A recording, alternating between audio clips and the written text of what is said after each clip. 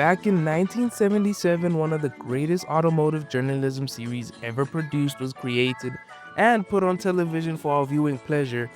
Wait, did I say 1977? No, that was the original.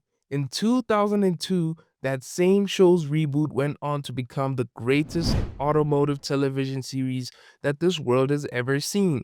And no lie, the show was good. The show was good. What's that? Being an ambulance man is a tough job. What is that? It's we. Is it yours? No. Here's the thing though. The show kinda ended multiple times, and this most recent final airing truly feels permanent. But is it? I know when you read the title and saw the thumbnail of my video, you must have had many ideas about what this video would be about, but let me break it down for you. See, Top Gear, the live television series, may no longer be airing, but they still have other properties. Like, they have an online presence and they do post regularly everywhere, especially on their YouTube channel. If you still want to engage with the Top Gear brand, they still have many products, but my question to you is, what is the Top Gear brand? Is it just the logos? Is it the specific test track they used on the series? Is Top Gear a TV show with any random hosts? Or is it a show where you can put whatever car-related content you want to put on screen, and then you just have the Stig race whichever car you just showcased?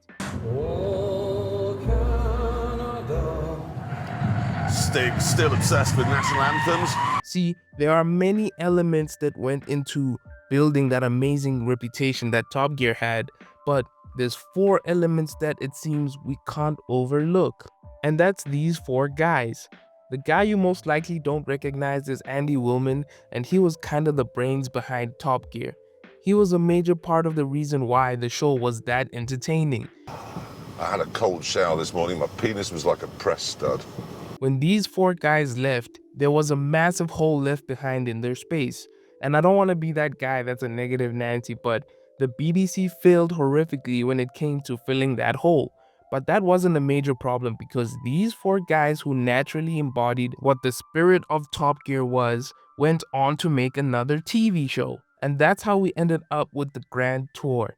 If you enjoyed Top Gear because of these guys' relationship on screen, then the Grand Tour was the perfect replacement once they left.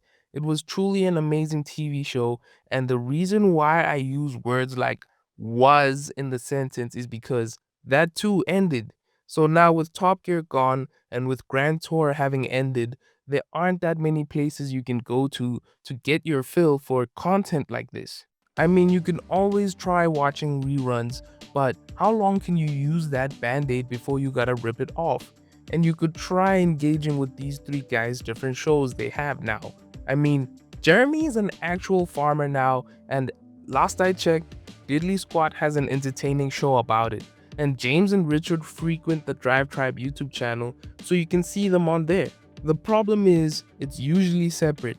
Like, you won't see these guys all engaging with each other like they used to on their TV shows. They now usually make on-screen appearances without each other, which leaves us in a weird space. Or so I thought. See, when you look at what Top Gear was, there were many elements that went into making the show as entertaining as it was. It wasn't just the mere fact that these 3 personalities would talk about cars on TV, but it's also what they would do on the show. You crashed again? Yeah. Like, they would usually go on road trips where they showcase their cars, but they would put a challenge behind it. The road trips were rarely about whether the cars could make it from A to B, and they were more so about whether their specific choices would even make the journey, and would they be able to handle the challenges and survive the antics of the hosts. What is that on your steering wheel? Somebody manufactures a condom for the steering wheel. It turns out they do, yeah. But they also had segments on the show where they did true automotive journalism. This is Top Gear consumer journalism. See, they knew that there were certain cars that most people would never get a chance to drive, so they would show us a real-world test and first-hand experience of what it would be like to own these cars. And they did those segments for more than just expensive cars. And they raced a lot of cars and other vehicles such as planes, boats, motorcycles, trains, And did I say planes? But the thing is, even though Top Gear had all these amazing and entertaining segments, they found a way to put them together to make a great show. And it's sad that it's gone. But is it? See, I don't know if you know this, but on this very platform that you're watching this video on, there's been a movement that's been growing. See, a lot of people grew up watching Top Gear and it's left its influence on them. The automotive side of YouTube is big. There's tons of videos about cars, but there are certain channels that are channeling the true essence of Top Gear. For instance, if you enjoyed the entertainment side of Top Gear where they showcased cars and put them through interesting challenges, channels such as Donut fill that niche. And if you're trying to get first-hand experiences with what a car is like to live with, channels like Doug DeMuro, Throttle House, Straight Pipes, what's MKBHD's channel again? There's lots of channels that will show you what it's like to own a specific car. Also, shout out to Miles Per Hour. His channel name is genius and I love his content. But if you're into purely racing, there's lots of channels for that too. Throttle House, for instance, does throw certain cars around their racetrack.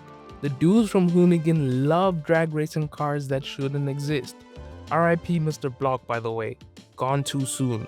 And I know, there's still a segment Top Gear love doing, and that's the road trips.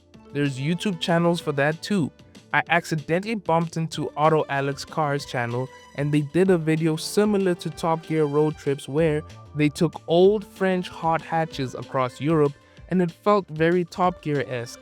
But on YouTube, there's so much more available. Like there's channels that focus on aspects of cars that wouldn't show up on Top Gear, like the restoration, maintenance, or just straight up revival of written off cars. Channels like Tavarish or his buddy who lives across the pond, Matt Armstrong, or even the TDC boys show you what it's like to fix cars. And the thing I love about all these different channels that target different niches of automotive journalism is that they're filled with different personalities that make you like what they're talking about. See, Top Gear inadvertently birthed all these channels because they showed that you can talk about cars, teach people about cars, and drive cars, and showcase all of that, and make it entertaining. Put him in the mood. Turn the radio down, you're blowing my ears out. And the reason I can make that claim is because Top Gear was the first to do it on this level. Also, a lot of these guys would admit that they were influenced by Top Gear, and the ones who wouldn't were probably influenced by someone that was influenced by Top Gear. The sad fact that we can't avoid is the Top Gear we've all grown to love and adore is gone, but the essence of what Top Gear is isn't. The Top Gear lives not only through its reruns, but it also lives through all the amazing car content channels that exist on YouTube. Don't think I forgot about CarWow, by the way. And now a quick word from our sponsors. I don't have sponsors. Please like the video.